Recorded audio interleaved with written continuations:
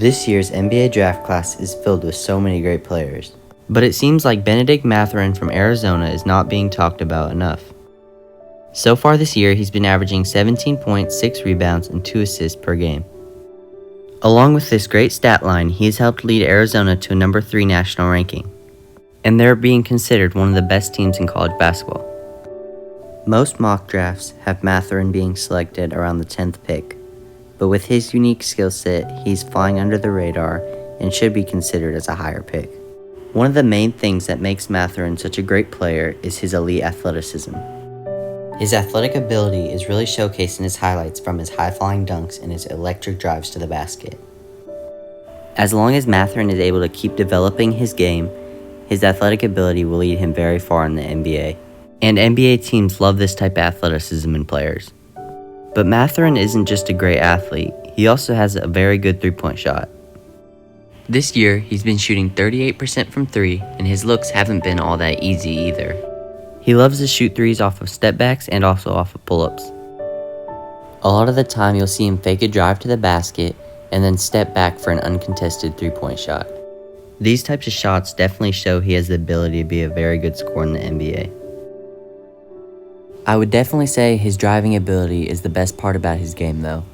He's able to get to the basket with such ease, and he has really good moves at the rim to finish with.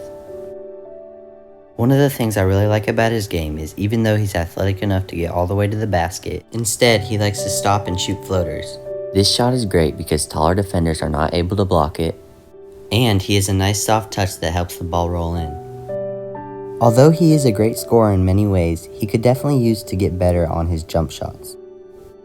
While watching his highlights, it just seems like he doesn't like to shoot very many jump shots, and he just doesn't seem too comfortable taking them. Developing a jumper is definitely the next step he needs to take to up his game, and if he's able to do that, he would be a real threat from anywhere on the court.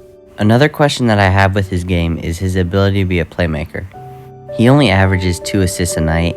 Now, he definitely won't be the main playmaker on any NBA team, but he'll still need to be able to get his teammates involved, and I'd look for him to become a better playmaker in the next year or so. The last concern I have with his game is on the defensive side of the court. Like I mentioned before, he's an exceptional athlete, so he's able to guard almost any player, but sometimes he seems to not put in the right kind of effort on this side of the court.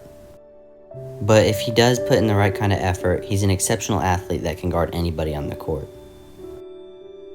So obviously this isn't too big of a concern, but he will need to improve on it if he wants to become a good NBA player.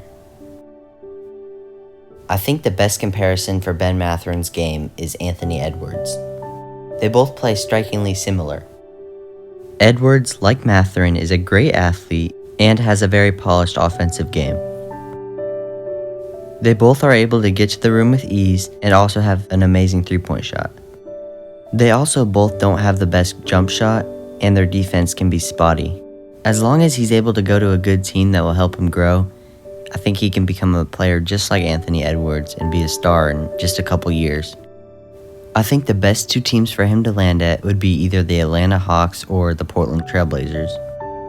Both these teams already have superstar point guards, so he wouldn't be asked to handle the ball very much. Instead, his job would mainly just be to score.